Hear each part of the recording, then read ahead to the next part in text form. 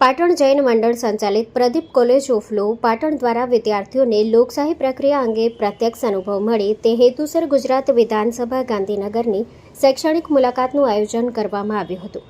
આ મુલાકાતમાં લગભગ 40 જેટલા વિદ્યાર્થીઓ સાથે 4 અધ્યાપક મિત્રો જોડાયા હતા. પ્રદીપ લો કોલેજ કેમ્પસમાં ચા નાસ્તા બાદ campus principal doctor Kamalbhai Pandya અને પ્રદીપ કોલેજના ઇન્ચાર્જ પ્રિન્સિપાલ ડોક્ટર વિજયસિંહ ઠાકોરની હાજરીમાં બીકે સાલ્વે કેમ્પસથી ગુજરાત વિધાનસભાની ટૂરનું પ્રસ્થાન કરવામાં આવ્યું હતું. ત્યારબાદ બપોરે અંદાજે 11:30 કલાકે તમામ વિદ્યાર્થીઓ ગાંધીનગર ખાતે ગુજરાત વિધાનસભા પહોંચ્યા હતા.